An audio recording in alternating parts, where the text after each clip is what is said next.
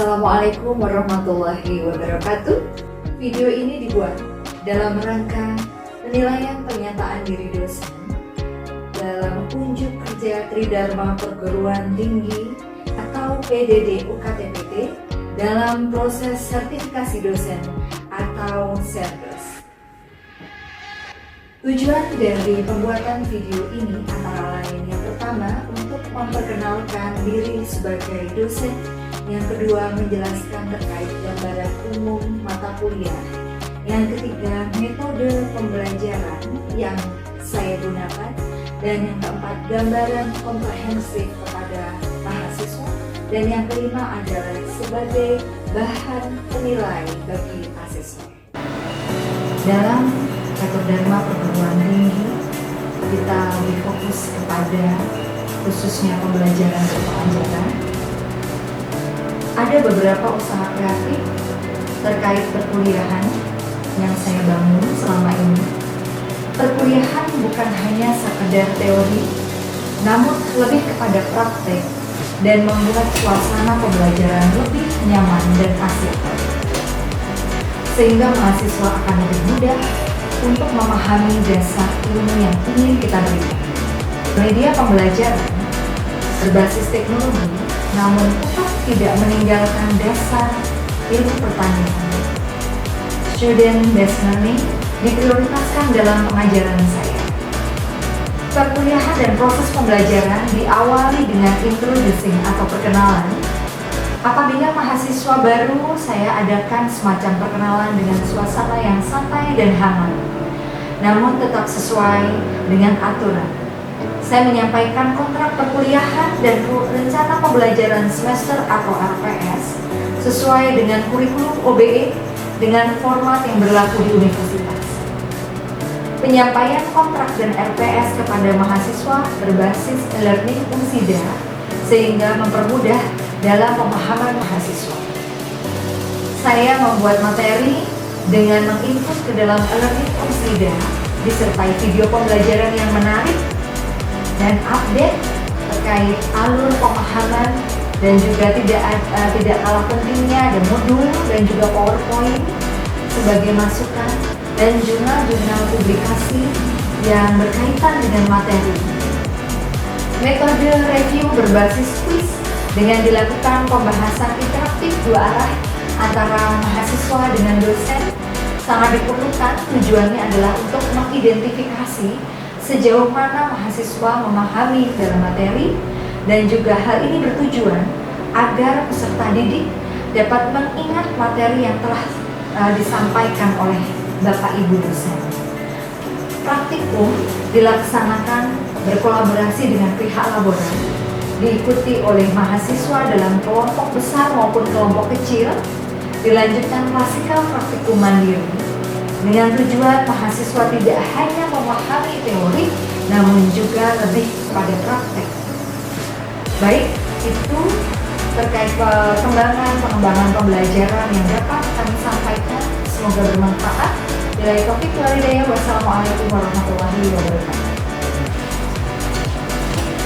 Kali ini kita akan belajar mengenai fisiologi tumbuhan, di mana fisiologi dari kata fisik dan juga logos merupakan ilmu dari tumbuhan yang memiliki keterikatan atau interaksi dengan dasar agroteknologi.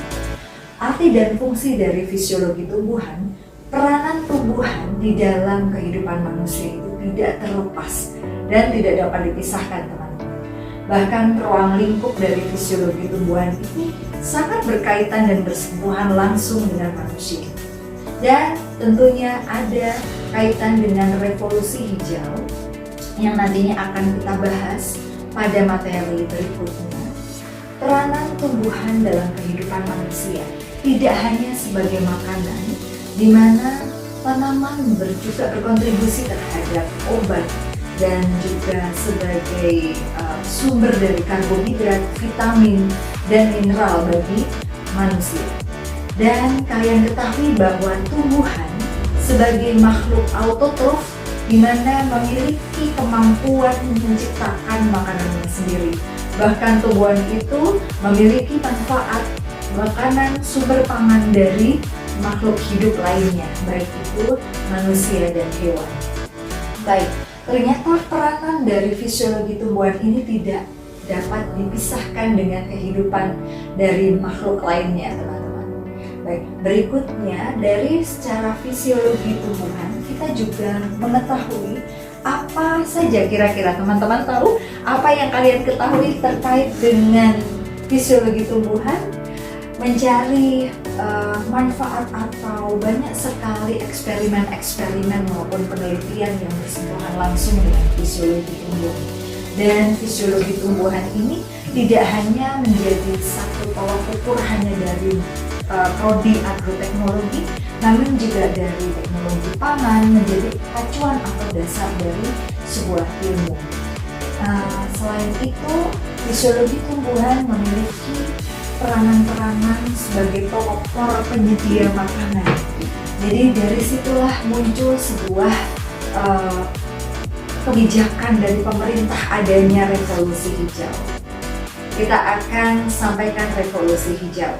Kita lanjutkan bagaimana revolusi hijau itu kaitannya dengan kasus dari fisiologi tumbuhan yang menjadi study case kita hari ini, yaitu usaha pengembangan teknologi pertanian untuk meningkatkan produksi pangan, mengubah dari pertanian yang tadinya menggunakan teknologi tradisional atau masih konvensional dan kini menjadi pertanian yang menggunakan teknologi lebih maju atau lebih modern.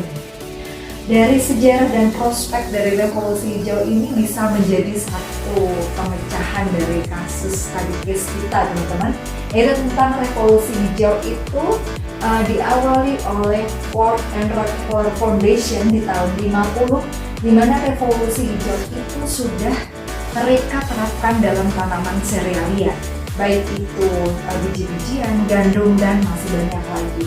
Yang kedua, penelitian secara in vitro dalam botol sudah pernah bahwa jaringan tanaman itu kita gunakan sebagai kultur jaringan atau kita uji potensi sel dari tumbuhan menjadi individu baru, menjadi tanaman baru dengan lingkungan yang sesuai dan tepat.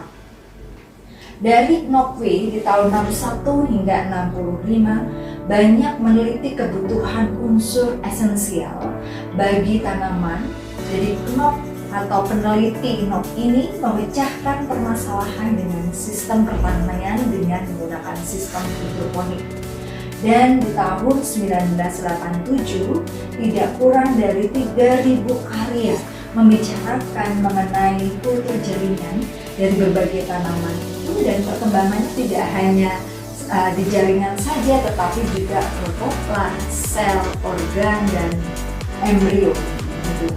Jadi prospek dari revolusi hijau ini mendasarkan pada 4 pilar yang penting, yaitu 1, penyediaan air dalam sistem irigasi, yang kedua pemakaian pupuk secara optimal, yang ketiga penerapan pestisida harus sesuai dengan dosis dengan tingkat kerusakan dari OPT atau organisme pengganggu tanaman, dan yang keempat menggunakan satu varietas yang unggul yang tahan terhadap mungkin cuaca, terhadap hama, sehingga dapat varietas tersebut adaptif terhadap kasus yang ada. Di negara Indonesia, revolusi industri diterapkan secara intensifikasi maupun ekstensifikasi. Ekstensifikasi dengan perluasan area lahan pertanian, terbatasnya areal, alih fungsi lahan yang saat ini kita rasakan, bahkan alih fungsi yang awalnya menjadi lahan pertanian berubah menjadi infrastruktur. Hal itu bisa memberikan solusi yang tepat bahwa baik ekstensifikasi kita ubah dengan memodernisasi pertanian. Intensifikasi dilakukan dengan tetap menggunakan panca usaha tani atau 5 usaha tani. Yang pertama adalah teknik pengolahan, yang kedua pengaturan dari irigasi, yang ketiga terkait dengan pemupukan serta dosis yang tepat efisien, yang keempat pemberantasan hama, dan yang kelima adalah penggunaan bibit unggul. Dari semua aspek ini tentunya sangat berperan dan bahkan sangat berpotensi untuk peningkatan kualitas produksi. Nah, kita ketahui dampak revolusi hijau ini hasil dari suatu metode mempunyai dampak positif, tapi juga ada dampak negatif. Nah, inilah yang menjadi pembicaraan kita hari ini teman-teman, yaitu pro dan kontra, positif dan negatif dari dampak case atau kasus revolusi hijau. Baik, dari revolusi hijau ini kita berkaca bahwa ada kebijakan yang kita dapatkan dari baik itu pemerintah maupun baik juga pelaku pertanian, bahwa kebijakan ini perlu kita lebih bijak untuk mendapatkannya, harus dengan bijaksana. Artinya dampak